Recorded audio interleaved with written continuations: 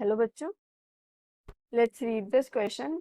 Question says for the system A gas converting to B, delta H for the forward reaction is minus 3000 R. Delta H is equals to delta E, where delta E represent activation energy and delta is the enthalpy of reaction in this case. Show that equilibrium constant K is equals to B upon A. What is equilibrium constant?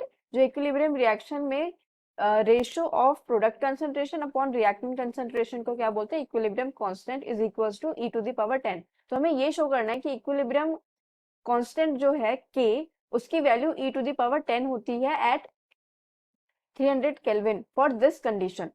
If activation energies are EF and EB are in ratio 12:17, calculate EF and EB at this temperature. मतलब कि forward activation energy and backward activation energy भी calculate करना है and you have to show that the equilibrium constant value is e to the power 10. Assume that pre-exponential factor is same for the forward reaction and the backward reaction. तो यहाँ पे हम क्या use करेंगे? Arrhenius equation use करेंगे and here की concept देखो. According to the Arrhenius equation, we can write K is equals to, here this K is what? Rate constant. तो यहाँ पे मैं rate constant को small k से represent कर रही हूँ. A e to the power minus EA upon RT ये होता है. EA is the activation energy. Activation energy. A is the pre-exponential factor. Pre-exponential factor also known as Arrhenius parameter. R is universal gas constant and T is temperature. And also here delta E कैसे लिखते हैं? Activation energy of forward minus activation energy of backward, जो कि यहाँ पे delta H के equal होगा. Delta E क्या? Change in activation energy. ये दो कॉन्सेप्ट का हम यहाँ पे यूज करेंगे. अब देखो, activation energy of forward divided by activation energy of backward का रेशियो कितना गिवन है? 12/17. तो यहाँ से हम क्या अज्यूम कर सकते हैं? फॉरवर्ड एक्टिवेशन एनर्जी जो हो जाएगी वो 12x के इक्वल हो जाएगी and backward activation energy will be equals to 17x. Okay. Further delta H is equals to forward activation energy minus backward activation energy, that will be equals to 12x minus 17x. So from here delta H is equals to minus 5x और delta H की value question में given कितनी है? minus 3000 R. So minus 3000 R is equals to minus 5x. Minus से minus cancel हो गया और यहाँ से x की वैल्यू कितनी आ जाएगी? 600 R. 600 R यहाँ से x की वैल्यू आ गई. मतलब कि energy of forward reaction and activation energy for forward and activation energy for backward reaction भी निकाल सकते हैं. So activation energy for forward reaction is equals to 12x और x की वैल्यू कितनी निकाली है? 600. तो यह आ जाएगा 12 into 600 R. So forward activation energy आ गई है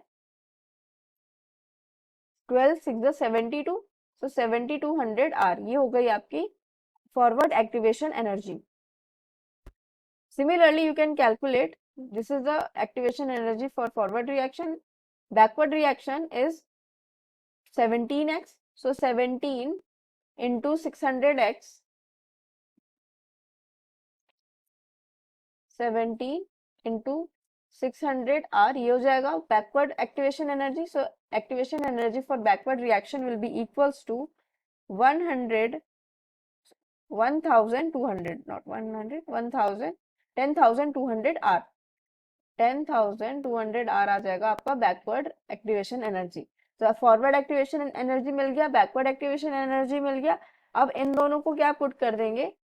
इस आर्हेनियस इक्वेशन में पुट करेंगे. देखो, अगर फॉरवर्ड रिएक्शन के लिए आर्हेनियस इक्वेशन लिखूं तो क्या हो जाएगा? K forward is equals to pre exponential factor e to the power minus energy, activation energy for forward divided by RT. So Kf will be equals to Arrhenius parameter e to the power forward activation energy is 7200 R. So 7200 R divided by RT. R से R cancel हो जाएगा तो Kf कितना आ गया? Temperature देखो, temperature यहाँ पे क्वेश्चन में गिवन है 300, तो वो भी पुट कर देंगे। So A e to the power 7200 divided by temperature कितना है 300, तो यहाँ से ये कैंसिल आउट हो जाएगा और हमारे पास क्या आएगा k f is equals to A into e to the power -24, ये आएगा। ये आ गया rate constant for the forward reaction.